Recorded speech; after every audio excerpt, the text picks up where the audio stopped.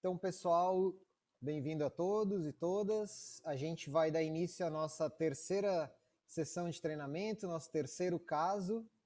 E eu vou começar aqui com essa apresentação aqui para a gente dar sequência. Antes de começar, né, como a gente já tem feito de praxe, se alguém quiser trazer alguma questão aí, como que vocês estão desde a última sessão, como foi a semana, como tem sido aí na unidade de vocês, fica aberto aí para vocês fazerem algum comentário. Então, essa semana tem sido um pouco mais pesada, assim, na unidade. A gente tem visto um número muito grande de pacientes, inclusive pacientes não COVID, né, aumentando a busca deles pela unidade. Mas foi interessante, porque começamos a ver cada vez mais casos de pacientes contatos, né, os contatos procurando a gente por vários motivos. Então, a gente, inclusive, utilizou a página que a gente discutiu na última questão, na última sessão, sobre como que a gente afasta o contato e tudo mais. Então, tem sido interessante, apesar do cansaço. Legal, interessante que está vindo mais casos, né, também agora pós-Covid, né, a gente começa a receber pessoas ainda que tiveram Covid, né, ou aquelas que antes não procuraram a unidade de saúde com seus problemas, né. Mais alguém que fazer algum comentário sobre isso, como vocês estão? Eu tô bem. A semana foi cansativa também, mas acho que toda semana então não é muita novidade. É, mas eu queria dizer que eu usei bastante aquelas páginas de telemonitoramento lá, que a gente discutiu no final, eu dei uma olhada depois, né? E aí, como eu tive alguns pacientes que eu tive que ligar, que era para ver como é que estava, assim, do pós-diagnóstico de Covid, eu usei até aquela página lá para perguntar se como é que ele estava fazendo, se estava observando temperatura, saturação de oxigênio, um que eu liguei tinha oxímetro, então conseguia ficar verificando e tal. E foi bem bom, porque daí eu consegui passar um passo a passo para o paciente, como é que ele deveria estar observando e tal. Então, foi bem legal, assim, foi uma página que eu nem tinha percebido que tinha no parque, comecei a usar mais essa semana. Legal, pessoal, obrigado então pela contribuição, vamos seguindo aqui.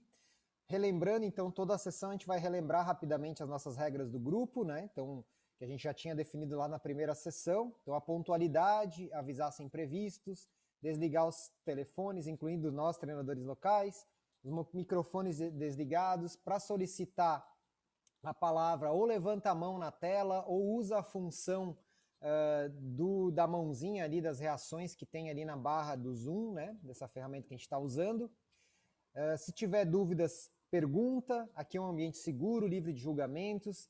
Aqui todo mundo respeite a fala um do outro, que busque escutar, cada um fala na sua vez, e que a gente possa oferecer oportunidade para que todos falem, que tenha um manejo do tempo adequado, tanto do começo como o final, todos possam participar, né?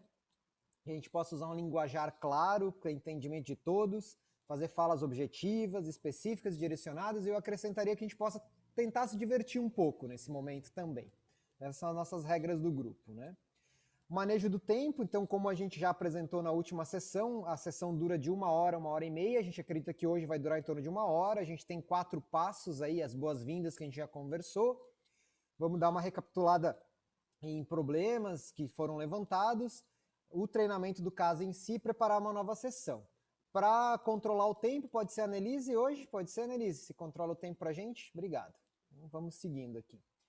Da sessão passada, a gente teve apenas um para depois, né? Eu já compartilhei com vocês algumas coisas, a gente até discutiu algumas coisas no grupo do WhatsApp, que foi essa dúvida, não é necessariamente uma dúvida, né? Mas um levantamento de uma questão, que como a gente faz para os profissionais continuem seguindo os protocolos, as práticas de segurança e uso adequado de EPI.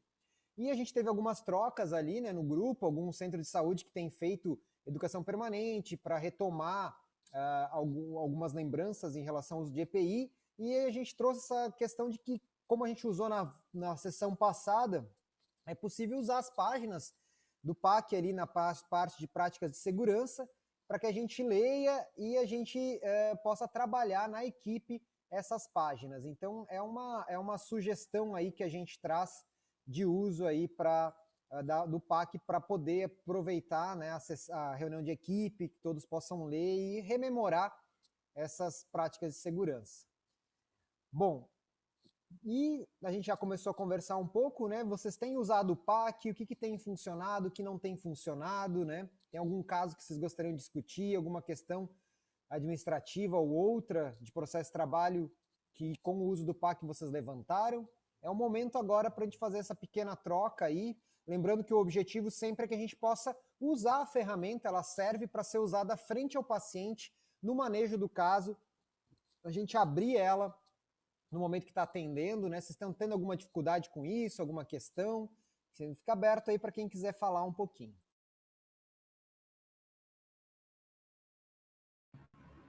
Pode falar. Posso falar? No manuseio do PAC, eu ainda estou em dúvida em relação ao segmento do paciente pós-Covid, que essa semana também, como os outros relataram, eu tenho recebido alguns casos de pacientes pós-Covid, e como eu estou iniciando no uso, eu também tive dúvidas se a gente vai ter algum caso, como que a gente chega lá no pós-Covid. Legal, Jane. Então, a gente está previsto o próximo caso, inclusive, a gente abordar essas páginas. Vocês estão observando que o treinamento, ele visa que a gente conheça o material, né, e conheça as páginas. Claro que vocês já, com o material, já tendo o guia, vocês provavelmente já conseguem já manusear ele, mas talvez com o processo da gente ter feito a sessão de treinamento que envolva a síndrome pós-Covid, a gente vai ter um pouco mais de familiaridade e eu acho que vai poder te ajudar nessa questão, Jane. Mais alguém aí, como tem sido o uso do PAC? Vocês têm funcionado? Conseguiram usar essa semana? Então, lá a gente tem usado bastante, né? Inicialmente, algumas pessoas tiveram uma dificuldade em pegar na frente do paciente, começar a usar o material, né? Mas logo a gente, né, se habituou e conhecendo o material, isso facilita muito, né? A realmente usar na hora do atendimento. E tem agilizado muitos atendimentos também. Sendo bem positivo. Obrigado, Marcele. É interessante que a Marcele levanta aqui que, às vezes, alguns profissionais mais, outros menos, têm alguma dificuldade de abrir um material, né, um livro, ou mesmo, né, hoje em dia a gente tem o recurso do PDF, a gente pode deixar ele no computador, quando a gente tem o computador no consultório, né?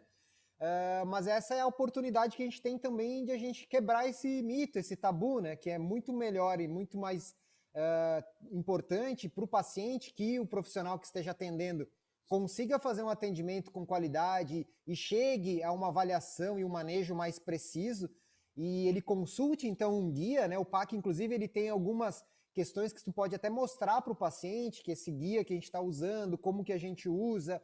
Então, é uma oportunidade que a gente tem também de perder esse mito que muitas vezes a gente tem, né? De que a gente não deve consultar um livro, consultar um guia, um protocolo na frente do paciente.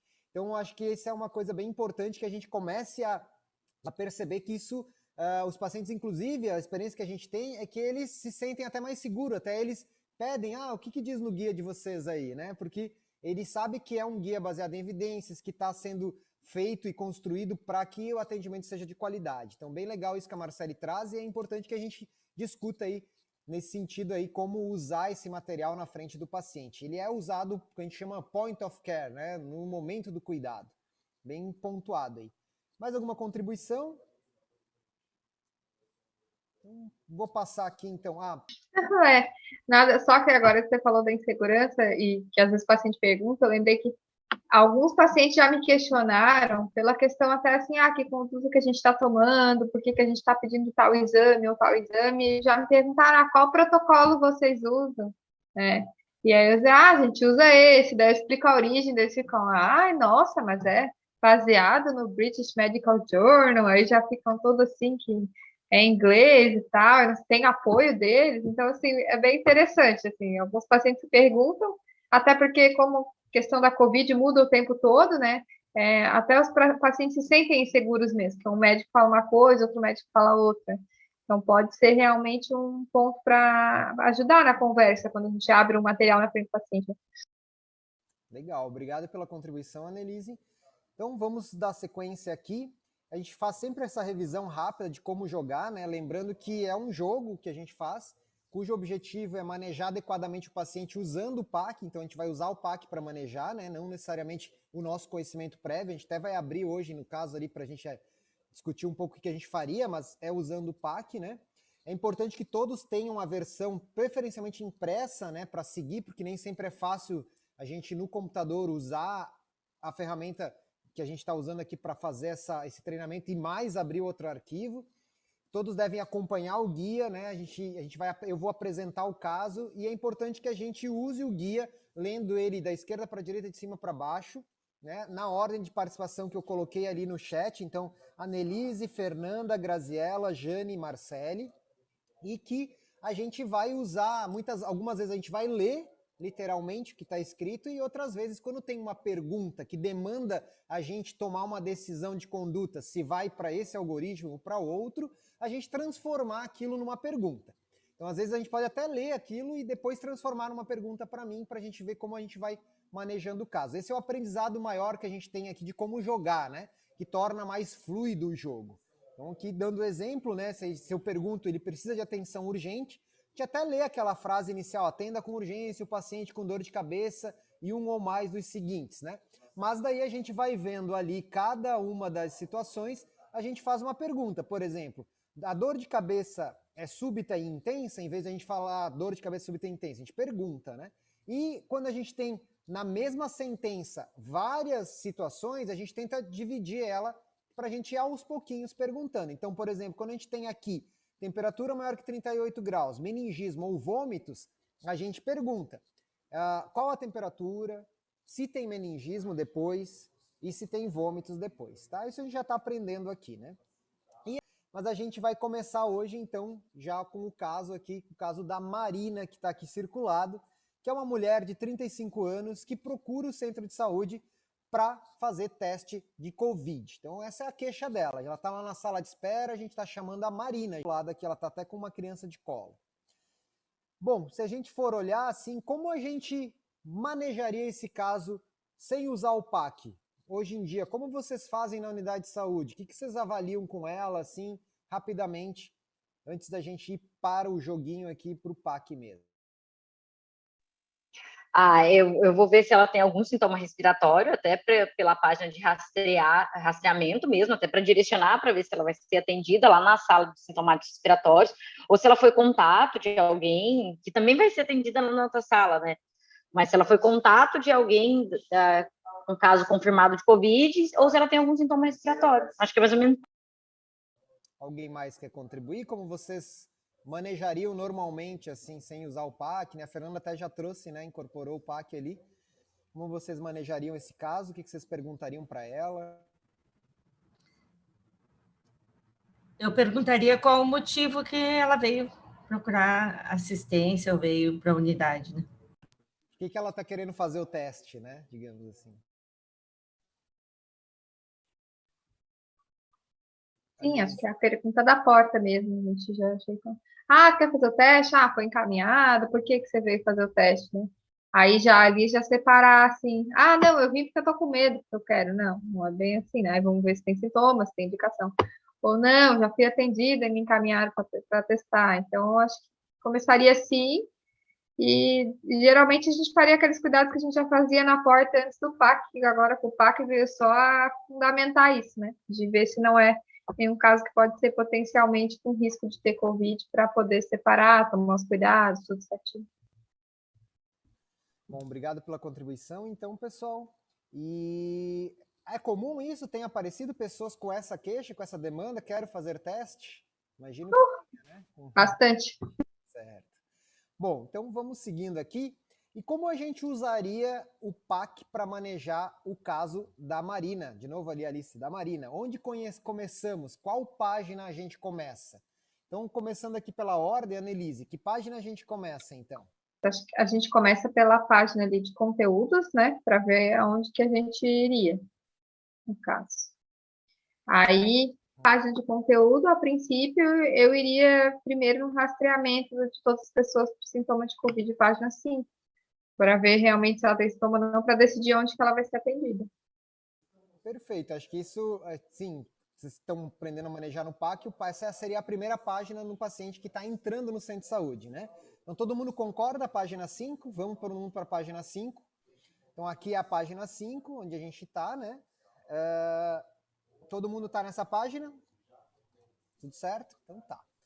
Bom, então a pergunta é, quais cuidados a gente deve ter ao recepcionar um paciente na unidade básica de saúde? Claro que a gente está rememorando algumas coisas aqui, né? A gente então tem ali a primeiro início dessa página. Então, depois da Annelise tem a Fernanda. Eu vou pedir para a Fernanda ler para a gente todo o quadrinho. Não é necessário ir para as outras páginas, que as setas, como a gente já aprendeu, o bumerangue direcionam. Então, Fernanda, vamos revisar um pouco isso? Você pode ler para a gente? Garanta que todos os profissionais de saúde saibam práticas de segurança para se proteger da Covid-19. Certifique-se de que o profissional do acolhimento, triagem, esteja usando EPI apropriado, máscara N95, PFF2 e óculos Face Shield. Evite tocar pacientes, seus objetos e higienize mãos antes e após contato. Se filas, organize para que pacientes fiquem afastados em uma distância maior que 1,5 m. Maior que 1,5 m de distância entre eles e do profissional do acolhimento triagem. Marque os lugares no chão. Oriente e garanta que todos os pacientes e profissionais, ao entrarem no centro de saúde, higienizem as mãos com álcool 70%, gel ou líquido, ou lavem com água e sabão. Organize para que o centro de saúde tenha fluxos de entrada e saída separados, diferentes, para pacientes com sintomas respiratórios recentes, febre, ou que estejam em contato de caso confirmado de Covid-19. Deixa eu ver. Então, a gente deu uma revisada aqui naquilo que a gente já tinha visto nas outras sessões, né, que são as orientações para o que a gente tem que fazer com a pessoa antes de entrar no centro de saúde, né? Então, essa é uma revisão. Dando sequência, a gente, na avaliação do PAC, a gente vai avaliar se ela precisa de atenção urgente já na porta. Então, dando sequência aqui na ordem, a Jane. Jane, usando o PAC, o que é importante a gente saber para saber se ela precisa de atenção urgente? Se ela tem suspeita ou confirmação de Covid? Isso, ela não tem suspeita e confirmação de Covid. Nesse momento eu já consigo avaliar se ela precisa de atenção urgente? Ela precisa ou não? Ela veio para fazer o exame só, né? Se ela não tem suspeita, tem que ver o porquê que tem que ser feito o exame. Por que ela quer fazer? Se ela teve contatos próximos. Certo. Bom, nessa primeira avaliação ali, ela disse que não. Então, assim, o PAC nos orienta que, bom, vamos seguindo aqui, né? Bom, pessoal, então, dando continuidade no treinamento, aqui na avaliação da Marina, qual o próximo passo ao recepcionar a Marina na unidade básica de saúde? Acho que a Marcela é a próxima ali, né? Bom, a gente vai rastrear todas as pessoas, independente do motivo do atendimento, para sintomas respiratórios e febre, aferida ou referida, antes de entrar no centro de saúde. Legal. E como que a gente vai fazer esse rastreamento? A gente vai perguntar para cada paciente, né, se iniciou com mais dos seguintes sinais e sintomas nos últimos 7 dias. Legal. Então, vamos ver aqui. Marina é considerada com risco de ter Covid-19? Aí a gente tem que ver se teve um ou mais de sintomas ali, né? Ela teve febre? Não, Marina nega ter febre. Tosse, com ou sem catarro? Também nega ter tosse. Nariz escorrendo, coriza? Nega coriza, nariz escorrendo. Nova alteração de olfato paladar? Nega também. Dor de garganta? Nega. Dor de cabeça? Nega. Calafrios teve? Também não teve. Então, a princípio, a resposta para todas as questões é... Não. Então, Não, a princípio, ela não se enquadraria aqui, né? Não tem nenhum sintoma. Perfeito. Então, dando sequência aqui, a gente chegou na resposta não, né? No algoritmo. Todo mundo está acompanhando no seu algoritmo. E a pergunta é, como continuar avaliando e manejando a Marina? Daí agora a Fernanda. Então, se a gente respondeu que não para todos, né, a gente foi para paciente, independente do status vacinal contra a Covid-19, teve contato próximo ou domiciliar com caso confirmado de Covid-19 nos últimos 14 dias. A Marina teve contato próximo ou domiciliar com algum caso confirmado nos últimos 14 dias? Ela refere que teve contato próximo com um colega de trabalho há 10 dias, eles trabalham na mesma sala, não estava usando máscara. E esse colega estava com tosse e febre nesses dias. Foi confirmado com Covid-19 alguns dias depois do contato.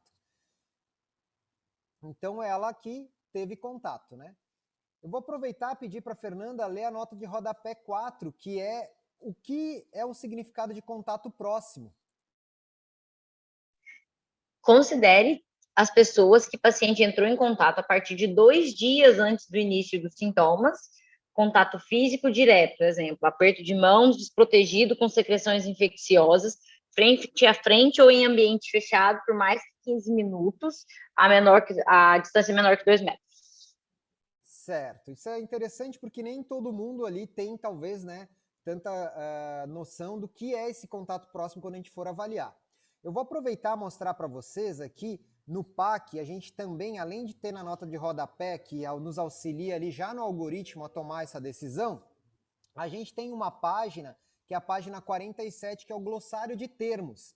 Então, é interessante ali que vocês consigam ver, porque ela tem a definição de contato domiciliar, de contato próximo, de distanciamento social, de falta de ar, dificuldade para respirar, que vocês já devem ter visto que no algoritmo tem, né, também uma nota de rodapé para isso. Quais são os fatores de risco para complicações? O que é uma febre persistente? O que é uma febre referida? O que significa isolamento domiciliar? Restrição domiciliar e o que a gente considera como tosse com ou sem catarro. Então, uma página aí para vocês conhecerem. Dando sequência aqui, a próxima é a Graziella. Bom, a gente avaliou ali, né, que ela é contato próximo de um colega de trabalho nos últimos 10 dias, né, que ela teve o contato. Ela é considerada com risco de ter Covid, Graziella, seguindo o nosso algoritmo? Sim, ela é considerada. Ela teve contato com um colega de trabalho, tá certo? Isso, ela é considerada com risco de ter Covid. Então, isso é importante que a gente tenha atenção nisso, que muitas vezes a gente pensa, só por ela não ter sintomas, ela não tem risco, mas ela é um contato de caso confirmado nos últimos 14 dias, no caso há 10 dias atrás, então ela está em risco de ter Covid-19. Jane, como que a gente continua então avaliando e manejando ela? Você pode ler para a gente esse quadrinho aqui do SIM? Ela é considerada um paciente com risco para ter Covid, então nós vamos fornecer máscara cirúrgica e orientar o uso adequado, encaminhar para a sala de espera separada, específica para pacientes que têm risco de ter Covid.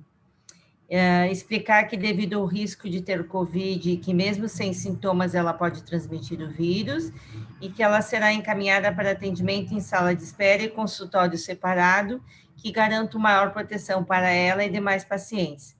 Organizar as cadeiras para que o paciente sente-se a mais de 1,5 metro de distância entre eles, e orientar a etiqueta da tosse e higienização das mãos. Daí avaliar o paciente que é contato sem sintomas de caso confirmado, remete para a página 12.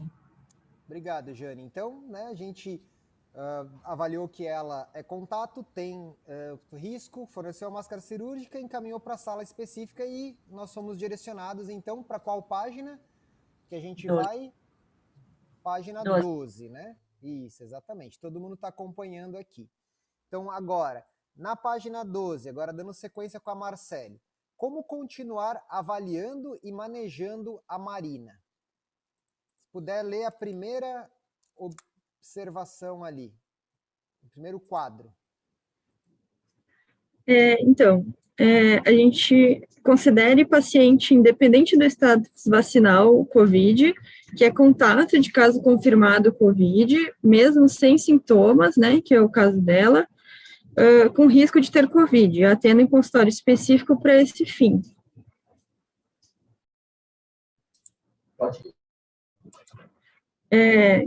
Limpe e desinfete após o paciente sair do consultório. Antes de iniciar atendimento, certifique-se de que você esteja usando EPI apropriado, máscara N95, PFF2, gorro, touca, óculos, face shield, avental descartável e luvas, cobrindo o punho do avental. Perfeito. E agora, dando continuidade ali para a Annelise, qual é o próximo passo, então, para avaliar ela? O que você tem que me perguntar?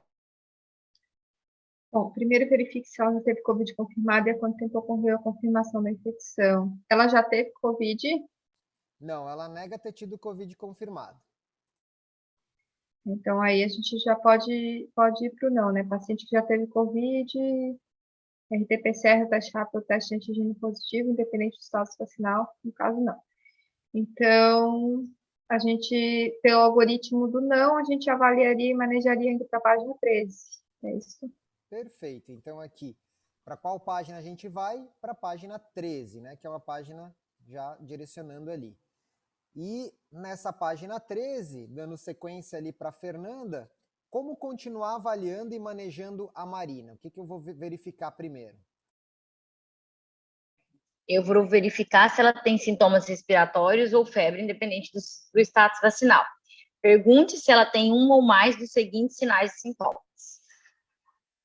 A Marina tem febre? Aferida? Não. Ou referida? Ela tem tosse? Não, então ela não tem, como a gente avaliou, ela não tem nenhum sintoma desses. Então a gente vai acabar no não, né? Agora eu só gostaria de chamar a atenção para vocês que quando a gente está avaliando um contato, não sei se vocês observaram, para a gente considerar ela um possível caso suspeito COVID, a gente vai usar só um sintoma. Então não precisa ser como se ela não fosse contato, né, que teria que ter 2 ou mais. No caso dela, ela não tem sintomas, né? Não tendo sintomas, então, a gente vai perguntar aqui como a gente vai continuar avaliando ela. Então, agora, dando sequência aqui na página. Quais as orientações que a gente vai dar?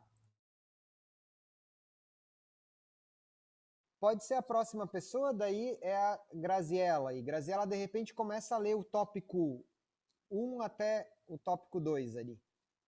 Só uma coisa, gente, importante que vocês estejam no PAC. Mas tudo bem, estamos seguindo o slide aqui, né?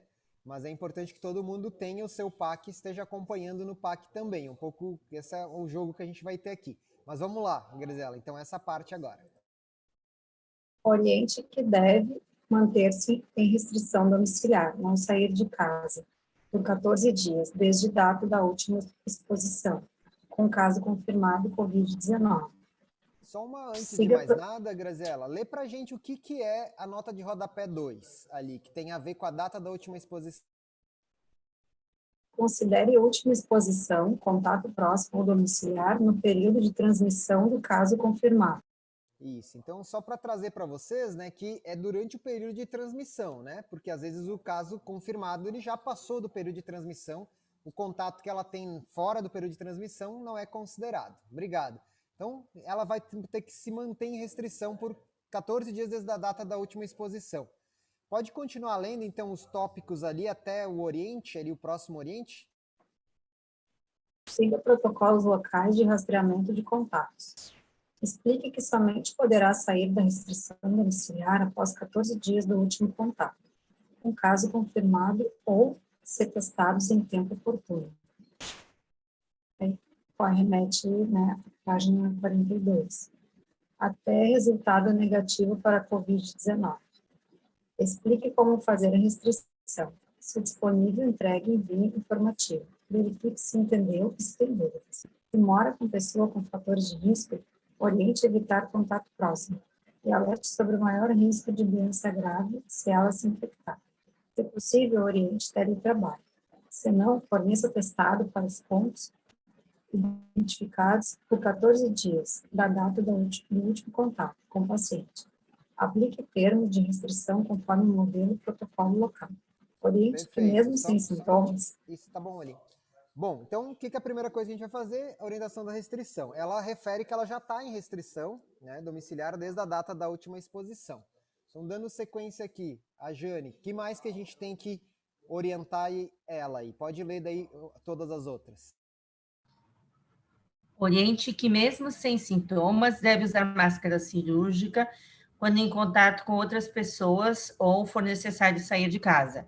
Oriente que, se tiver dúvida ou sintomas, deve procurar atendimento, se disponível por teleatendimento, e se iniciar com sintomas, considere como D1 o primeiro dia de início do ou dos sintomas, e reavalie usando esse algoritmo desde o início. Oriente que, se iniciar com falta de ar, a dificuldade para respirar súbita, deve ligar para o SAMU 192 ou procurar serviço de urgência. Se possível e oportuno, de acordo com os protocolos locais, teste contato, decida qual teste fazer, quantos dias da data da última exposição, com o caso confirmado de Covid. Certo, então. Alguém tem algum comentário? Eu posso passar? Então, eu queria comentar, achei muito interessante essa questão de voltar a ser o D1 o início dos sintomas, né? Porque essa semana mesmo eu tive um caso que a paciente era contato de caso e a gente já tinha até solicitado o teste dela e depois ela desenvolveu os sintomas. Então, a gente teria que recomeçar a contagem, inclusive, do isolamento dela, né? Achei bem interessante isso, porque realmente é uma coisa que a gente se complica no dia. Legal, obrigado, Fernanda. Realmente. É uma coisa que às vezes dá uma complicada aí quando é contato, né? Bom, então, dando sequência, a Jane até já... Posso a Jane fazer uma quer falar? pergunta? Claro, claro. É que ali no desenho, quando a Marina chega, ela está com um bebê no colo, né? Eu fiquei pensando que isso pode acontecer quando o paciente é suspeito e chega na unidade, ele vai entrar com... A mãe vai entrar com o bebê na área de contaminados, de pessoas sintomáticas, como que faz? Essa Fiquei é em dúvida.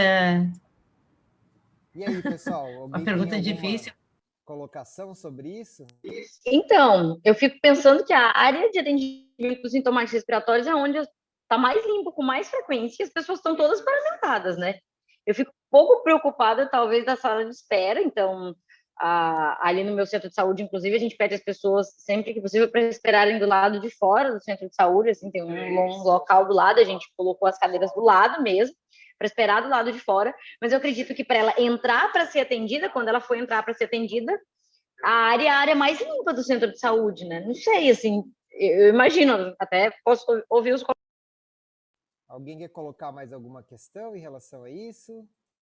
Eu acho que depende também de quanto a sala para sintomático respiratório, suspeito de Covid, tá cheia e quanto tempo está demorando o atendimento. Então, realmente, se for para ela entrar com o bebê, ficar 3 horas esperando, ainda mais que ela não tem sintoma, por isso não é urgente, talvez a melhor opção seja a que a Fernanda falou, de esperar do lado de fora, né? A unidade que eu trabalhava antes, na verdade, as pessoas suspeitas de Covid ficavam todas do lado de fora, tinha um lugarzinho marcado no chão para elas ficarem distantes em pé, e tinha algumas cadeirinhas também para quem precisasse sentar.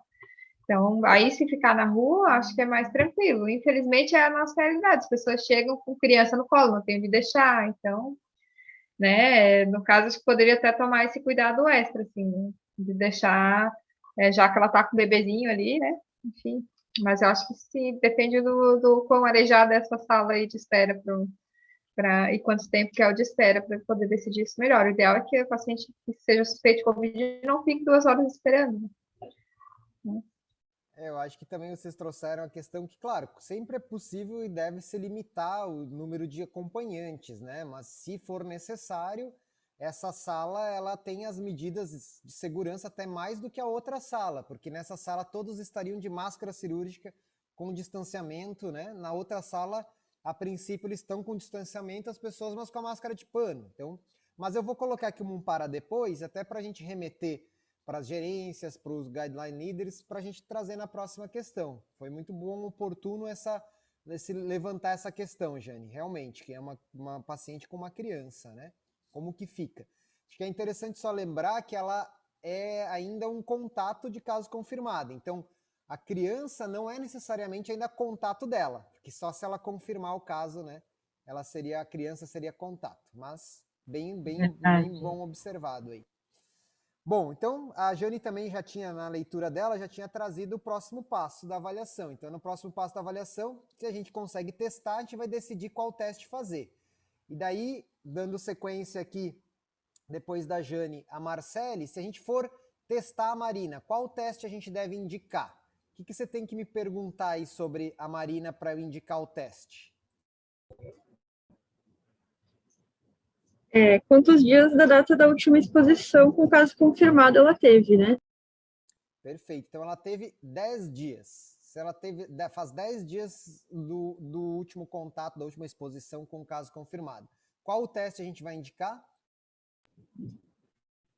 Seguindo ali no ritmo, então, né, entre 5 a 12 dias, no caso, 10 dias, PCR, né? Solicite, agende RT-PCR para SARS-CoV-2 para coletar entre 5 a 12 dias, né? Que é o caso dela. No caso, da data da última exposição do caso confirmado. O que mais que a gente pode fazer ali, terminando de... E aí, seguindo, né, monitore o resultado e, quando disponível, manejo. Aí a gente vai ver, né, conforme o resultado do teste. Perfeito. Detectável e indetectável. Perfeito, Marcelo, isso mesmo. Então, a gente viu que ela está há 10 dias, a indicação é fazer um RT-PCR e a gente monitorar o resultado. Eu vou aproveitar e mostrar para vocês também a página 42 do PAC, onde a gente tem a indicação e tipos de teste para COVID, que às vezes é uma coisa confusa hoje em dia, que a gente tem às vezes pessoas que são vacinadas, não vacinadas, as pessoas que já tiveram COVID há mais ou menos de 3 meses, né? Quem é contato, né, sem sintomas. Então, essas variáveis todas também é uma tabelinha que ajuda a gente a tomar a decisão além do algoritmo. Então, aqui na página 42. Depois, com calma, vocês dão uma lida. Se tiverem dúvidas, podem mandar no grupo do WhatsApp ali ou na próxima sessão também. A gente faz essa discussão aí. Bom, outra pergunta que eu traria para vocês agora: como que é na rede o fluxo de rastreamento de contatos? O município de vocês tem feito testagem de contatos assintomáticos? Uma troca de experiência aí. Então, aqui onde eu estou, a gente faz a triagem, realmente, o rastreamento dos contatos, né? E, inclusive, é até engraçado, porque no início a gente ficava assim, nossa, mas a gente vai ficar gastando teste com contato assintomático e tudo mais.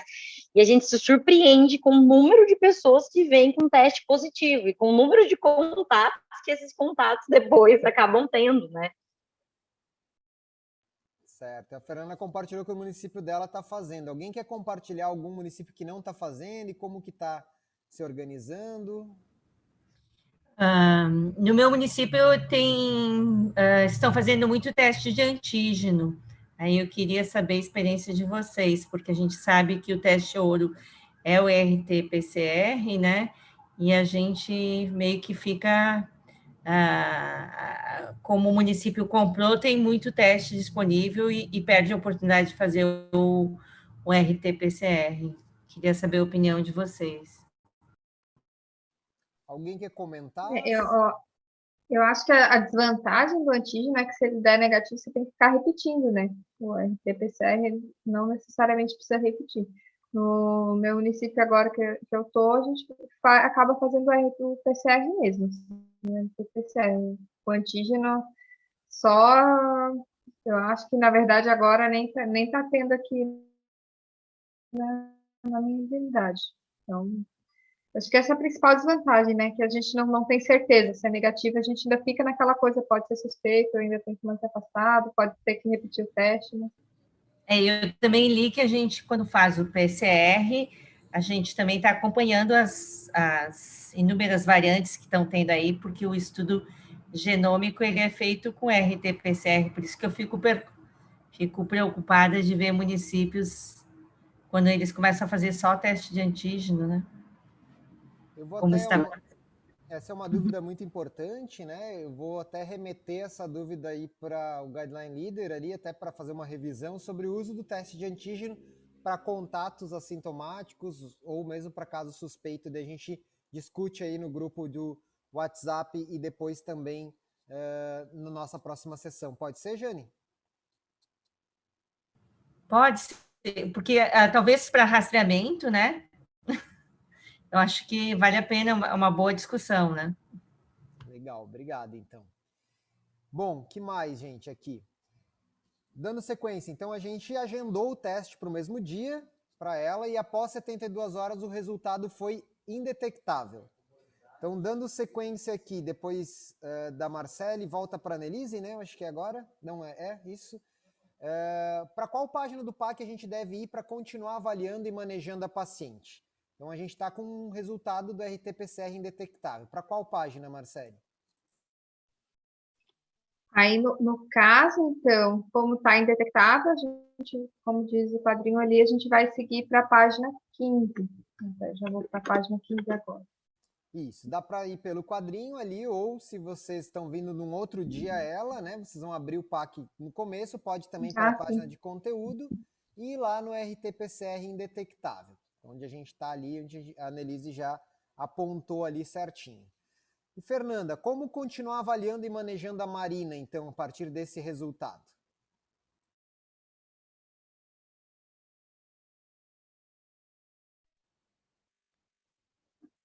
Explique que provavelmente não entrou em contato com o coronavírus até o momento.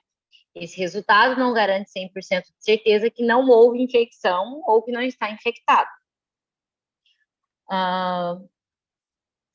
Então, a gente vai ter que perguntar para ela se ela tem um ou mais dos seguintes sintomas. Ela agora, nesse momento, ela tem febre, ou tosse, ou coriza, ou espirros nas últimas 24 horas? Não, então assim, lembrando que sempre a gente faz as perguntas uma por vez, mas de qualquer forma tu já perguntou tudo.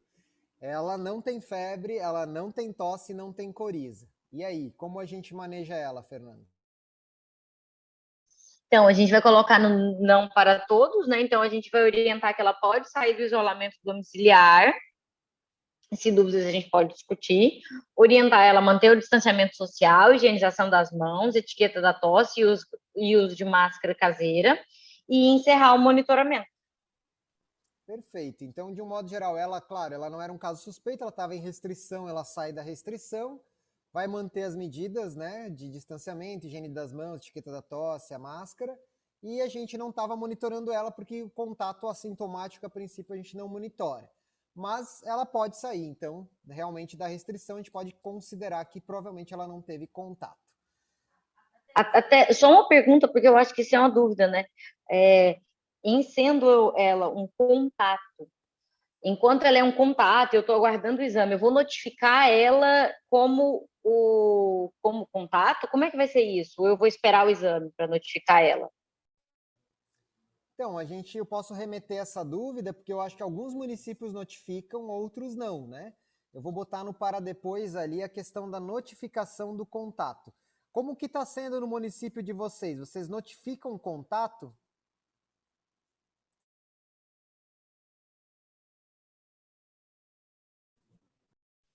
Aqui no município onde eu trabalho, a gente não notifica contato, a gente só anota no prontuário do paciente que é suspeito, né?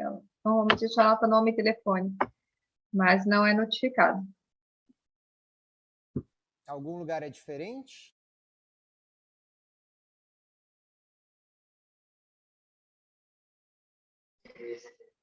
Então, aqui onde eu trabalho notifica, e por isso que até eu abri a dúvida, né? Porque eu acho importante a notificação, porque é uma forma, inclusive, da gente fazer o acompanhamento, querendo ou não, da gente não perder esse paciente, né? Então, a gente acaba notificando, foi até por isso que surgiu a dúvida. Eu também fiquei com essa dúvida, porque assim, se a gente pensar em rastreamento do caso índice, talvez seja importante a gente continuar o monitoramento no sentido, se a gente notifica, continuar monitorando os outros contatos, né? Porque se ela vive numa família que o contato foi do trabalho, né? Mas não sei, eu acho que eu notificaria. Bom, eu vou remeter para o para depois ali para a gente discutir, então, na próxima, certo? Bom, dando continuidade aqui, agora vamos fazer algumas possíveis outras discussões aqui. Existe o monitoramento do resultado dos exames coletados no seu município? Como é feita a busca ativa desses pacientes que aguardam o resultado do exame? Compartilhando aí, como que vocês fazem? Foi solicitado um exame que vai ficar pronto em alguns dias. Como que vocês se organizam para ver o resultado desse exame e retornar para o paciente esse resultado? Bom, aqui no meu município, na verdade, essa parte toda não fica com a unidade básica, né? Então, o paciente coleta o exame, depois ele recebe o resultado, ou ele liga para um local específico para avaliar o resultado. Então, a gente aqui, enquanto equipe, não fica ligando o paciente para avisar o resultado está pronto, está aqui e tal, né? É um contato, e esse paciente não vai atrás, a vigilância acaba indo atrás, se der positivo, para ir atrás dos contatos dele, né? Então, acaba ficando meio fora da equipe essa parte do resultado do exame em si. Então, aqui na realidade, os pacientes que são contatos, como eles não têm sintomas, eles não vão ser monitorados para a gente entregar o resultado se for positivo, né? Então, a gente orienta o número do contato, que eles têm um número, na unidade em que eu trabalho, tem um número no qual eles podem entrar em contato ativamente para saber se o resultado já ficou pronto. E se eles não entram em contato com a gente e dá positivo, assim como a Annelise citou, aí a vigilância epidemiológica vai atrás deles. Entendi. Certo. Então, a importância, né, de alguma forma, tanto a vigilância ou a equipe, mas a vigilância geralmente, no caso positivo, ir atrás para fazer esse rastreamento de contatos, né? Bom, e agora algumas situações hipotéticas. Se Marina fosse um caso suspeito, estivesse em isolamento e o resultado fosse indetectável, mas ela ainda estivesse com tosse, ela poderia sair do isolamento? Quem que é o próximo aqui? Eu acho que é a Graziella, né? Então, ela deu indetectável. O que eu tenho que avaliar para saber se ela pode sair do isolamento, de acordo com o algoritmo ali? Qual pergunta que você tem que fazer para mim para saber do caso dela?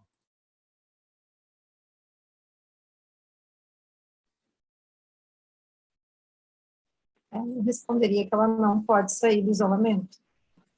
Por quê?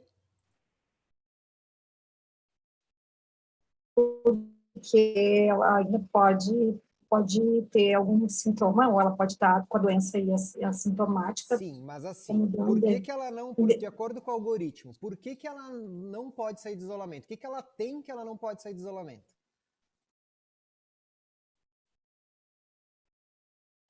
Ela tem tosse. Então, gente, vamos lá. Então, a gente, como eu comentei ali, a gente sempre pergunta, a gente avalia, mesmo que o teste seja indetectável, a gente avalia se ela tem febre, se ela tem tosse ou tem coriza nas últimas 24 horas, né? Como eu comentei ali no caso, tem tosse.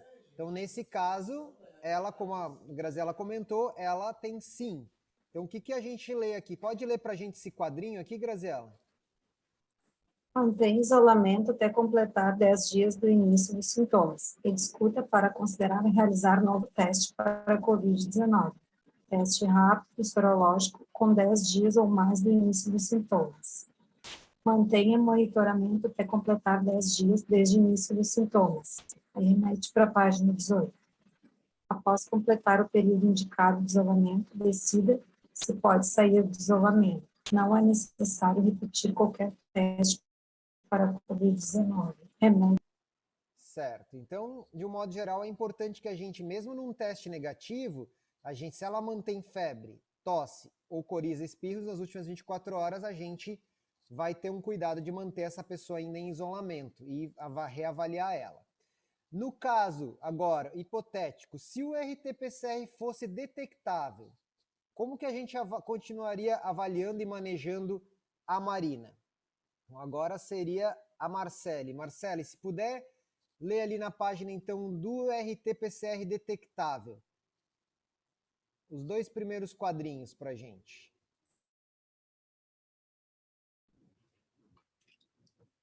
Então, ali na página 14, né, explique que resultado significa que o paciente está infectado. Tranquilize o paciente, 80% dos casos são leves e melhoram sem tratamento em aproximadamente 7 a 14 dias. Oriente que é possível que ela tenha tosse, febre, nariz escorrendo, nervosismo, mas também cansaço, dores no corpo, dor de cabeça, diminuição, perda do olfato e paladar, diarreia, náusea, vômito. Seguindo, então, se dor ou febre com mal-estar, prescreva paracetamol ou dipirona, evite-se alergia prévia, de 500 a 1 grama a cada 6 horas, né? Oriente evitar uso só para controle da temperatura. Se tem doença crônica, proteja da Covid-19. Se rasa ou diabetes compensada em uso de enalapril similares ou losartana similares, não altere o tratamento. E se asma ou DPOC, usando corticoide inalatório, não altere também o tratamento. Legal. E em relação ao isolamento ali, Annelise, como que a gente lida com o caso dela? Bom, se tem sintomas, oriente manter esse isolamento domiciliar em um cômodo da casa por 10 dias do início dos sintomas para evitar infectar outras pessoas. No caso hipotético, que agora ela tem sintoma, tem tosse, né? Agora é um outro caso. Digamos que ela não tem Sim. sintomas. Continua sem sintomas, mas deu positivo. Ah, tá. Se sem sintomas, deve manter-se em isolamento por 10 dias da data da coleta do teste. Aí ela retornou em quanto tempo depois do resultado do teste? Depois da coleta? Então ela veio 72 horas depois da coleta. Então ela tem ainda... Então vai ficar mais 7 dias aí de isolamento domiciliar. Perfeito. O que mais que a gente tem que informar ela nesse quadrinho? Então, se ainda não tiver feito, explique como fazer isolamento. Se disponível, entregue em via informativa, porque antes ela era restrição, agora é isolamento mesmo, então vamos reforçar. Verifique se entendeu e se tem dúvidas. Explique que somente poderá sair do isolamento 10 dias, no caso do início dos sintomas, no caso dela seria do início da coleta do teste, e se tiver sem febre, sem uso de antitérmico, e sem tosse, e sem coriza e espirros, há pelo menos 24 horas completas. Se sem sintomas, explique que somente poderá sair do isolamento após 10 dias da data da coleta do teste.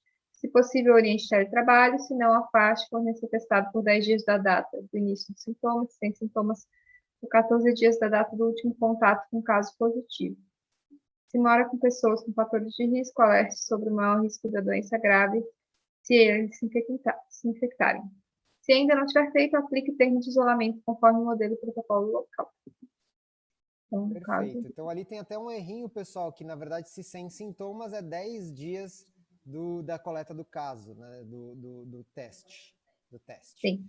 Bom, dando sequência tem a Fernanda ali. Como que a gente avalia a questão dos contatos dela, Fernanda? Se não tiver feito, desculpa, estou tentando aumentar a letra aqui. Se não tiver feito, verifique se tem contatos domiciliares, pessoas que moram junto com ele ou ela, e se tem contatos próximos. Pessoas que o paciente entrou em contato. Nossa, está muito pequeno, peraí.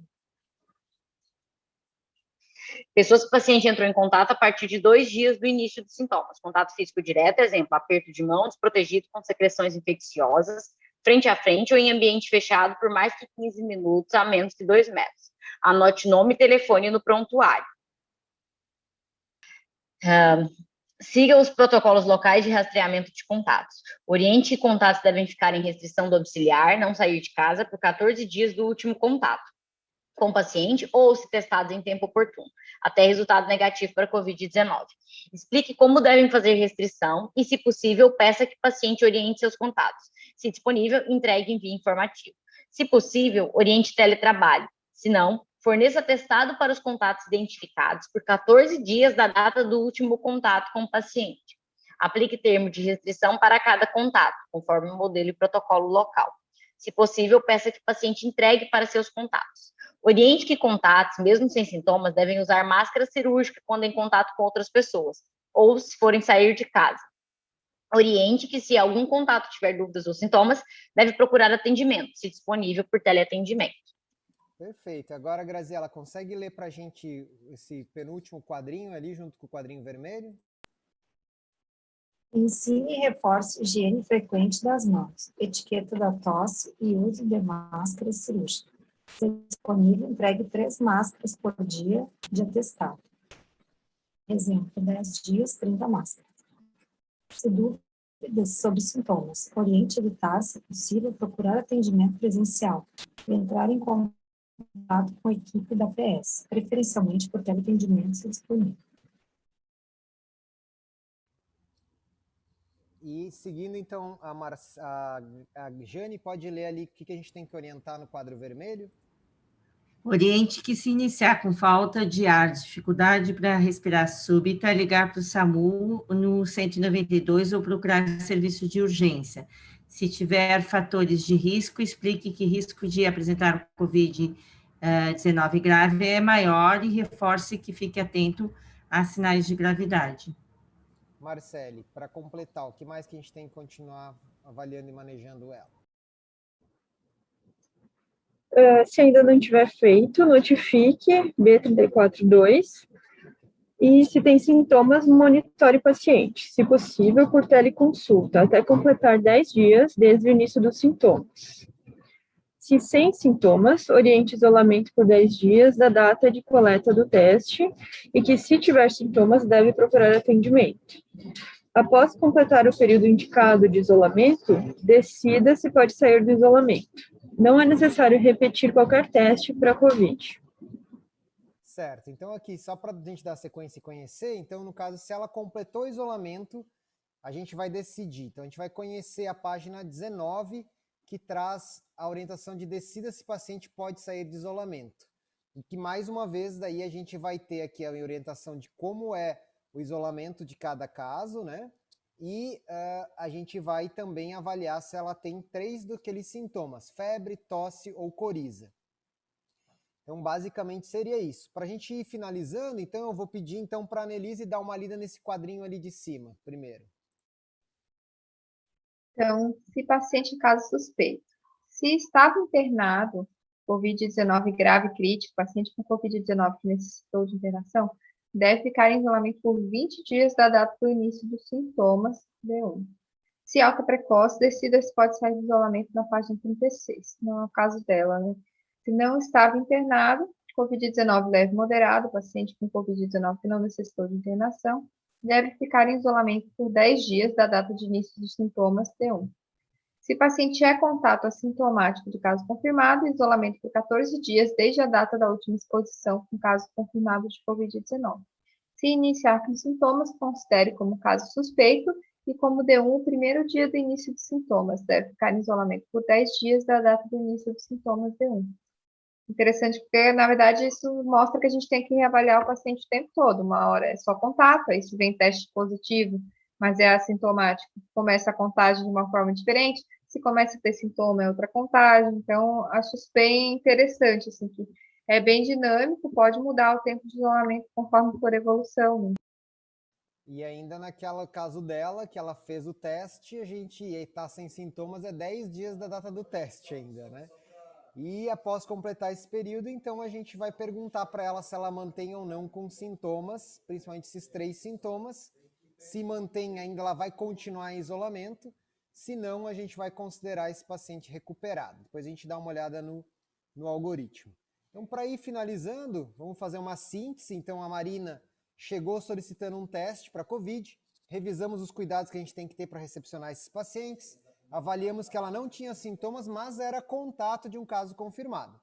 Revisamos o conceito de contato próximo, conhecemos a página glossário de termos, consideramos ela com risco de ter COVID, fomos direcionados à página de avaliação de contatos, verificamos que ela não teve COVID confirmado e fomos direcionados à página 13.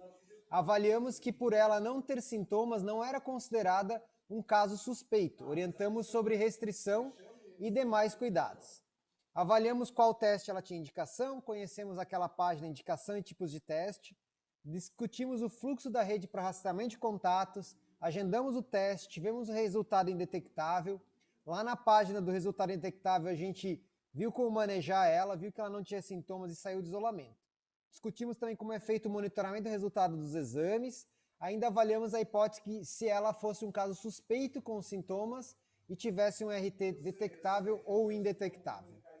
E no para depois de hoje, a gente teve aquela questão de qual é a vantagem e desvantagem do uso do teste de antígeno para rastreamento e para caso suspeito, se notifica ou não contato e como a gente lida com o acompanhante que chega de um caso suspeito.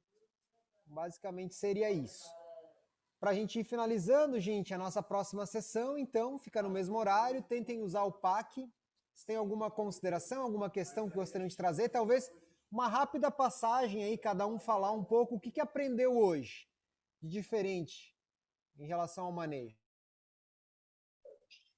Então, para mim foi realmente a questão do D1 de início de sintomas. Isso foi o mais marcante, assim, a questão de o paciente que é contato assintomático, quando ele começar sintomas, de eu ter que recomeçar a contagem do isolamento dele. Então, isso para mim foi o mais importante, assim.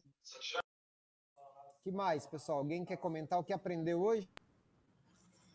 Eu achei bem interessante essa página dos exames, né? Porque agora a gente já tem os pacientes vacinados, não vacinados, então confunde muito, né?